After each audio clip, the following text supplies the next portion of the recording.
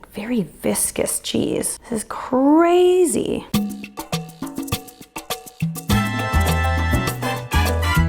Sometimes you are on the internet and you're like, oh, this person's really cool and makes recipes like I do, and I think that I want to be friends with that person. That happened when I met Mark from Sauce Stache. Hey guys, I'm Candace the Edgy Veg and welcome back to my channel. I'm so excited because I'm doing a collaboration with Mark from the channel Sauce Stache, and I think he's so cool and I love his videos and I love his recipes. He's kind of on this kick lately of trying to turn food and strange ingredients into vegan versions of like bacon and cheese and beef and that sort of thing. So we're kind of on the same page there. Well, he messaged me on Instagram and was like, Candace, I think we should hang out over Zoom and talk about doing a collab together. So we hopped on a call and we decided that it would be really cool if he made one of my recipes and I made one of his. So today I'm going to try and replicate meltable, stretchy cheddar.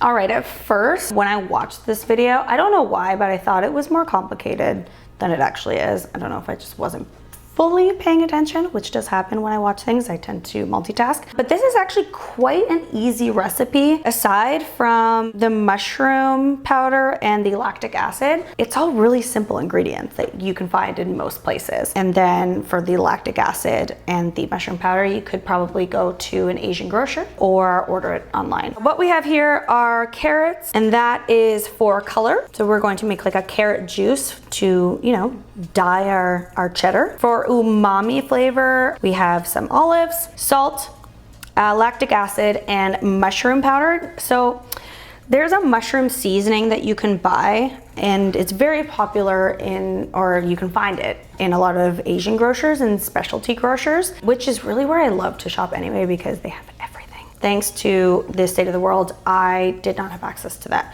So what I did was I blended together, well, okay, I shouldn't lie.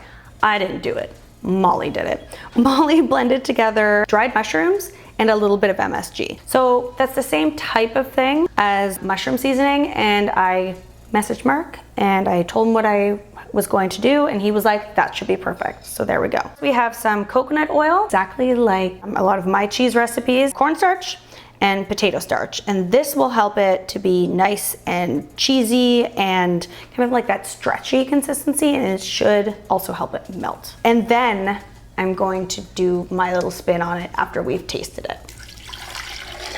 1 cup water and Kalamata olives. Just make sure, you know, the pits are not in them, or else you're going to break your blender. And then we have some olive oil, and this is, according to his recipe, is 1 tablespoon. And what I'm going to do is blend that and then run it through a nut milk bag or a fine mesh sieve, or you can use cheesecloth as well, and let that sit, because what we want is the oil on the top.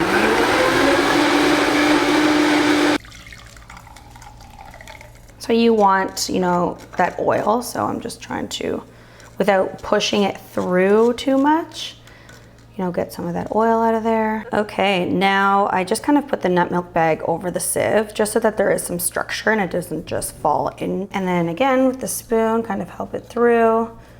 I just tend to like move it around but not push any of it through. So I'm just very gently squeezing that, trying not to get too much of that olive through. So I'm going to let this sit while I make all the other components, and hopefully the oil and the water will separate rather quickly. Okay, we are going to do the exact same thing with 1 carrot and water.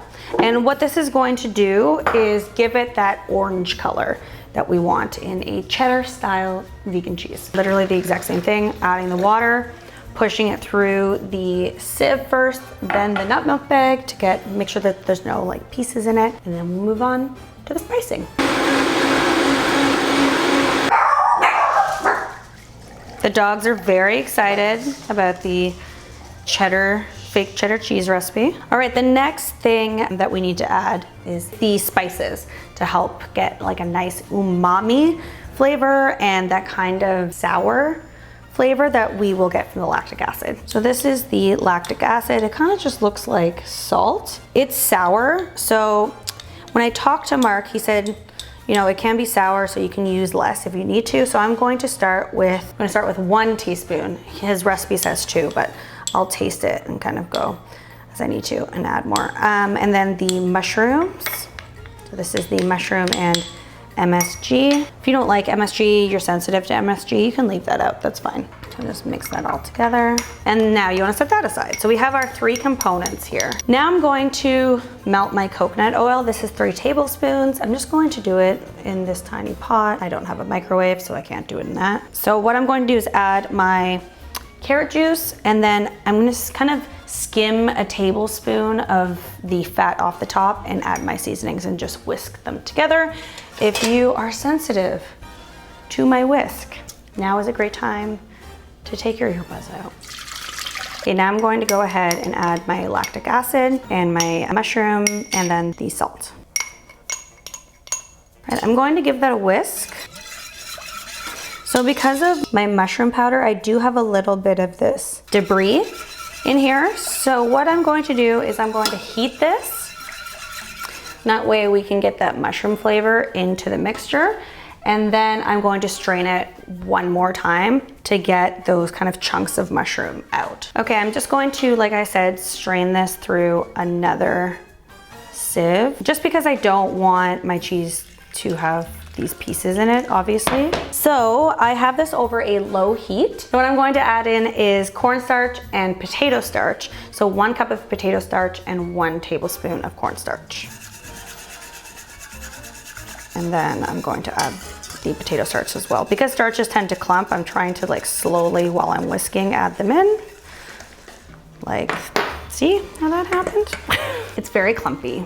And I'm going to be here for years trying to unclump this. I've never used a starch that I didn't kind of thin with water first. So what I'm thinking of doing is just adding this to the blender. When I make my cheeses, I do it all in the blender, especially when I'm using starches, because it's just a lot easier. So I'm going to blend this in the blender and then bring it back to the pot.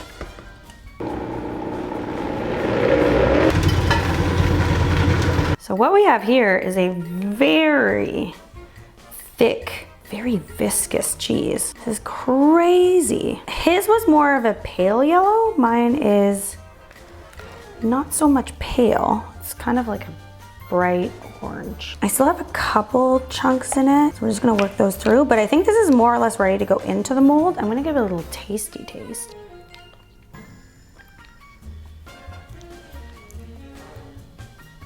Tastes like cheese.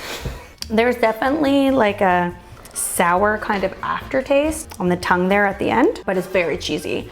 And this is going to make a bomb grilled cheese. I wanted to kind of taste test his version and then add a couple things to the recipe that might be fun. So instead of adding saran wrap to glass ones to kind of help them pop out, I figured if they have any issues popping out of the molds, these are plastic and I can just cut them and then I don't have to use saran wrap. I think I probably, with the blender, worked in too many air bubbles. What a great way to make Swiss cheese. I am going to let them set. I'm gonna put them in the fridge and let them set overnight. I want the flavors to really, really mix. So I'm gonna stick these into the fridge and come back tomorrow. All right, so it's the next day, obviously, because my outfit has changed. Last night I realized I forgot to add coconut oil to the cheese that I made.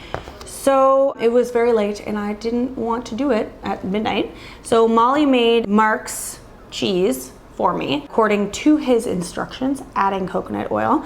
So we have 2 now. So I'm gonna do a little taste test of both. And then I'm thinking of smoking a little bit of each one. And then, because I want to see the stretchiness of it, I'm going to make a grilled cheese with it. Just comes right out. I stuck these in the freezer for about 2.5 hours, because Mark did say that, you know, he freezes it for a couple hours to grate it. But I mean, they're not frozen. They're kind of just like, they almost look like Jell-O.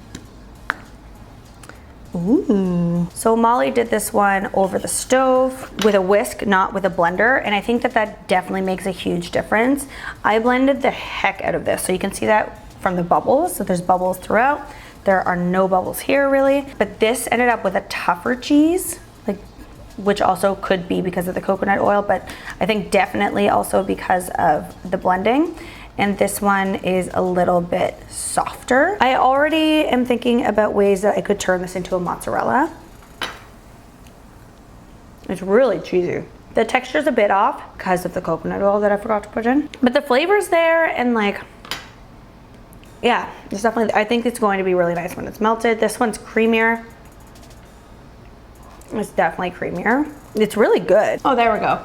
I'm letting it kind of come to room temperature or like warm up in my mouth to get the flavor. I find sometimes when something's really cold, you can't even really taste it. All right, so that's kind of the verdict for those. I mean, I think this is really good. I would definitely spread this onto some bread and make a grilled cheese sandwich or a cracker. I would definitely use it. And I'm going to make a grilled cheese sandwich and see how it melts. As promised, I'm going to try and smoke this cheese. I have hickory and applewood chips.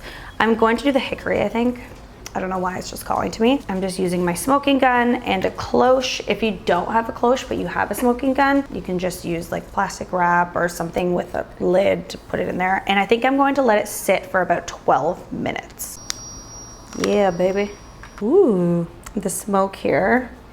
It smells so good. All right, so I've smoked both this one. This one seems pretty thick. I think it might need more time smoking, and this one is a bit softer, so I think that it's going to be, okay. I would be very curious to see if I used like a saran wrap or something and smoked it overnight. Oh, it's very nice smoked. It just adds like a little bit of something. It just like, it's not very obvious. I wouldn't be like, oh my God, oh, actually, that one I can taste the smoke. Like I can tell you that it's hickory.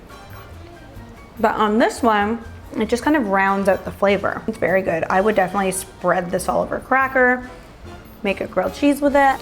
So I couldn't get it to stretch the way that he has it in his thumbnail, but don't let that like discourage you at all. It tastes like a cheddar grilled cheese sandwich. Like it's really, really good. Thinking of using some of these ideas that I learned thanks to Mark and making like almost like a mozzarella or halloumi with it. I'm kind of testing that out. So if you want to see me kind of experiment with that, leave me a comment down below and I'll make sure that that happens for you. Make sure that you go check out Mark's channel. The name is Sauce Stache. I'm going to link his channel down in the description box below. He has so many awesome recipes. He makes bacon out of almost anything. Impossible foods, burgers at home, and he's made chicken out of oranges, I think it was. Yeah, he's a pretty cool guy. Let him know in the comment section that the Edgy Veg sent you. If you aren't subscribed to me, you should definitely subscribe to me as well, and him. Subscribe to both of us, we're friends. If you love this channel, you'll definitely love his channel. If you want more collabs, give this video a big thumbs up, and I'll see you next time. Bye! I made some mean grilled cheese sandwich. I don't know why it's mean. Is it grumpy? Is it hormonal? I know I can be mean when I'm hormonal.